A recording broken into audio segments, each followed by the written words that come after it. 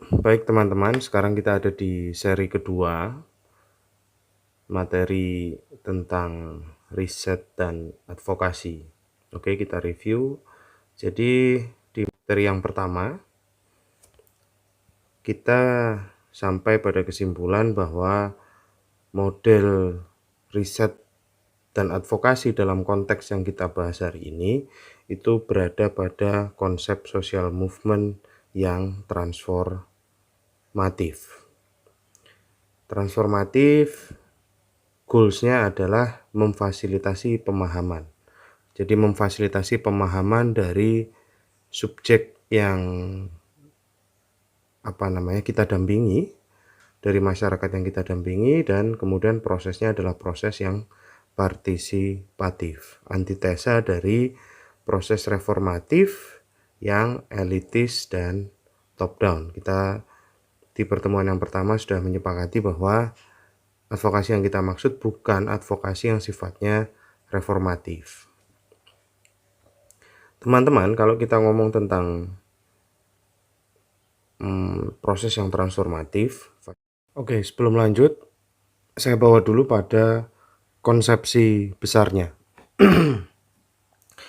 Konsepsi besar dari proses yang transformatif adalah dia menentang apa yang disebut sebagai one world standard, yaitu sebuah standar global, standar internasional untuk mengukur capaian kehidupan sebuah komunitas atau masyarakat. Kita pernah punya riwayat hidup dalam gagasan Norman Borlaug tentang apa yang disebut sebagai Green Revolusi. Jadi ada standarisasi terhadap pangan yang paling kerasa itu di era tahun 70-an di Indonesia. Itu ada namanya Panca Usaha Tani.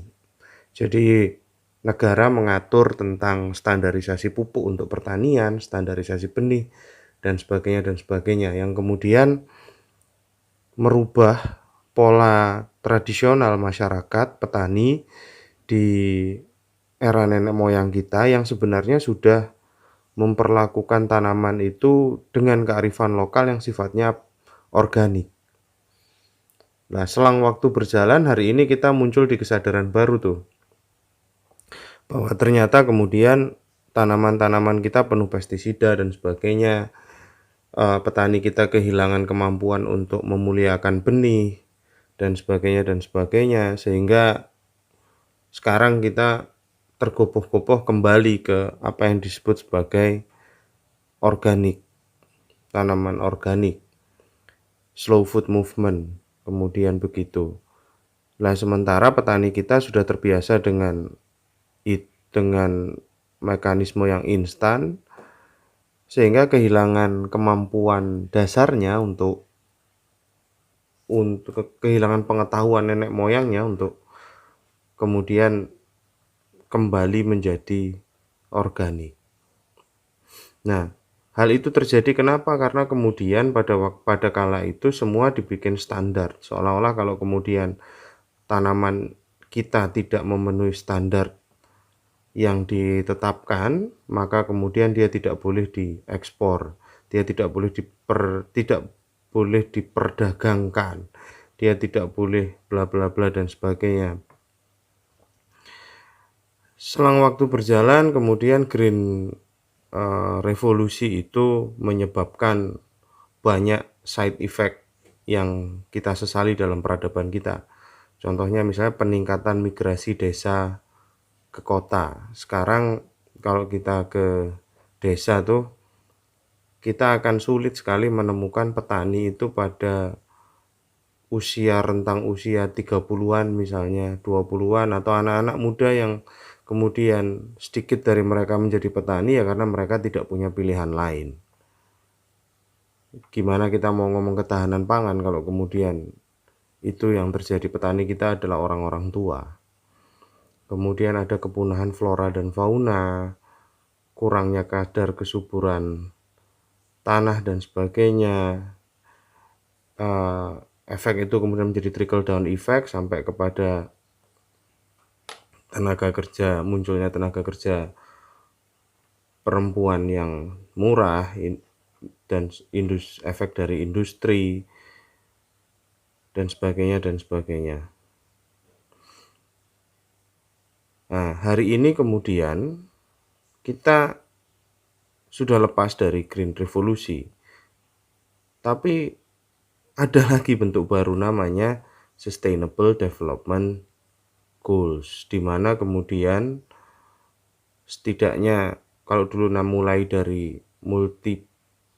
Millennium Development Goals, kemudian menjadi SDGs. Hari ini kemudian SDGs itu juga menjadi standar di desa, sehingga lahirlah SDGs desa, di mana parameter kehidupan di desa harus diukur dari 17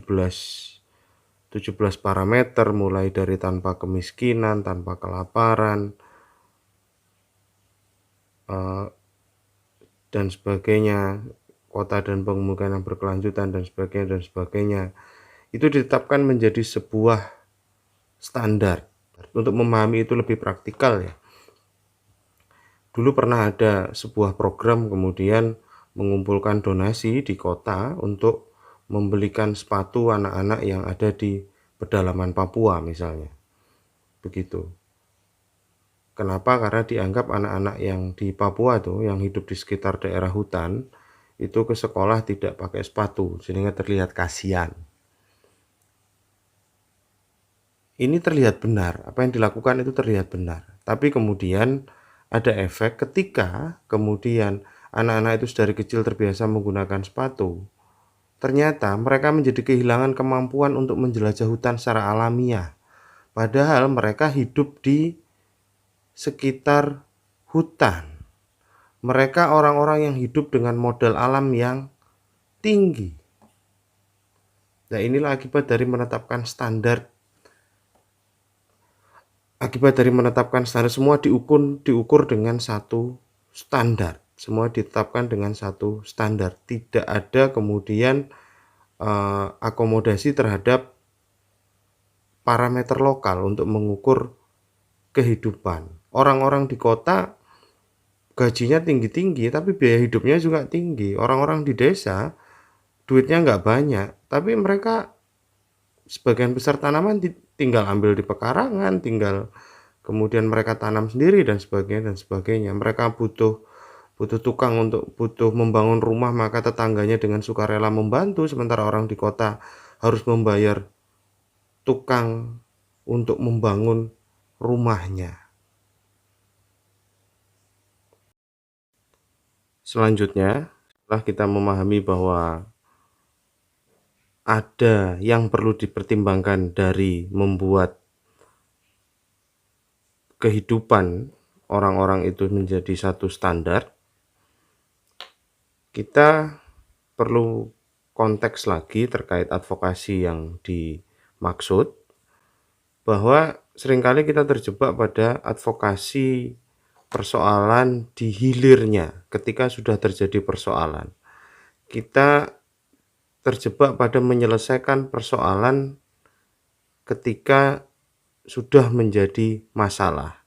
Tapi kita jarang berpikir bahwa proses advokasi itu sebenarnya kenapa dia menjadi penting merubah kebijakan, karena dia ingin merubah persoalan dari sejak asal mula persoalan itu mungkin terjadi, apa yang kemudian disebut secara sederhana sebagai sebuah konsep kemiskinan yang sifatnya struktural. Bahwa hampir semua persoalan dalam konteks masyarakat yang kompleks hari ini itu terjadi sebagai sebuah bentuk kemiskinan struktural. Apa itu kemiskinan struktural? Kemiskinan struktural adalah kemiskinan yang dialami oleh kelompok masyarakat karena struktur sosial masyarakat tersebut tidak bisa menggunakan sumber pendapatannya. Artinya apa? Kalau kemudian kondisi yang melemahkan mereka secara sistem itu tidak diselesaikan, maka kemiskinan akan terjadi. Kemiskinan kemudian akan menjadi motif anomali-anomali sosial berikutnya. Nah, bisa jadi tadi ketika kemudian seluruh masyarakat baik di desa, di kota dengan karakter sosiologi yang berbeda-beda, kemudian dengan tipologi antropologi yang berbeda-beda ditetapkan dalam satu kerangka capaian pembangunan yang sama, hasilnya bisa jadi berbeda. Hasilnya bisa jadi berbeda. Capaian ini kemudian dirumuskan di kota, tapi kemudian dipaksa diterapkan di masyarakat desa oleh segelintir orang yang berada dalam elit kuasa tanpa mereka memahami apa yang sebenarnya menjadi kekuatan orang-orang yang kita sebut miskin hari ini. Kita sebut marginal hari ini. Seperti orang-orang desa. Nah, itu tanpa disadari akan menyebabkan kausa atas potensi kemiskinan struktural. Nah, dalam proses yang transformatif, dalam proses pendampingan yang transformatif, kita bisa belajar dari Sun Tzu tuh. Seorang bijak yang hidup jauh sebelum Masehi, dia katakan bahwa sebagai seorang bijaksana yang ingin membersamai masyarakat, ingin membersamai kelompok yang lemah, apa yang harus kita lakukan? Datangi mereka, bicara dengan mereka, lalu tinggallah dengan mereka. Kita harus merasakan menjadi mereka, cintai mereka, mulai dari yang diketahui oleh mereka. Jadi bukan dari apa yang kita ketahui, bukan dari apa yang kemudian kita, orang-orang yang lahir dari latar belakang pendidikan, latar belakang kuasa, latar belakang kultur yang berbeda dengan mereka yang ingin kita bersamai. Lalu bangunlah dengan apa yang mereka miliki, dengan kekuatan mereka, jadi bukan berangkat dari kelemahan mereka. Seperti anak-anak Papua tadi, contoh anak-anak Papua tadi, mereka kuat dengan modal alamnya, mereka lemah di fisiknya, fisik infrastruktur seperti semacam kelengkapan sepatu, padahal sebenarnya yang menjadi esensi adalah yang menjadi esensi adalah model pendidikan yang kemudian itu bisa menguatkan apa yang mereka miliki, bukan kemudian memposisikan mereka menjadi tertinggal jauh dari orang-orang yang hidup di kota. Padahal kalau dibalik kacamatanya, orang-orang yang hidup di kota menjadi tertinggal jauh kalau dilihat dari sisi modal alam, dari sisi kemampuan mereka untuk memanfaatkan alam dan mendatangkan kebermanfaatan instan untuk mereka di mana mereka tinggal. Kemudian bersama dengan pemimpin terbaik mereka, kita mencari local champion.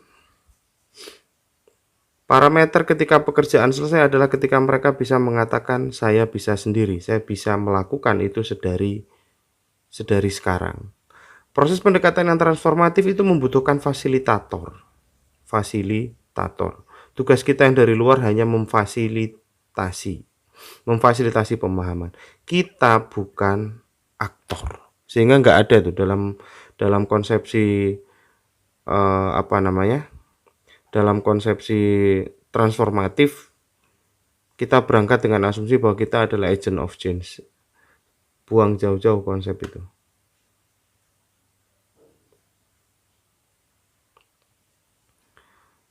Oke, lantas bagaimana? Lantas apa tawaran konsep di luar sesuatu yang terstandar, di luar one word standard? Ada salah satu tawaran konsep sebagai antitesa dari itu adalah penggunaan pendekatan yang partisipatif melalui konsep sustainable livelihood approach atau pendekatan penghidupan yang lestari. Dalam konsepsi sustainable livelihood approach atau model penghidupan yang lestari, kita mengukur itu bukan dalam satu standar yang detail, tidak dalam satu standar yang detail. Tapi kemudian metode untuk mengukur kualitas penghidupan masyarakat, kualitas penghidupan sebuah community, sebuah society, itu dengan menghadirkan saja ruang lingkupnya. Ruang lingkupnya apa saja yang mau diukur. Jadi ruang lingkupnya apa saja yang mau diukur. Bukan pada parameter teknisnya. Jadi ada beda. Kalau SDGs tadi adalah pada parameter teknisnya. Sesuatu yang lebih detail. Sesuatu yang kemudian detailingnya harus di standar. Contohnya misalnya begini.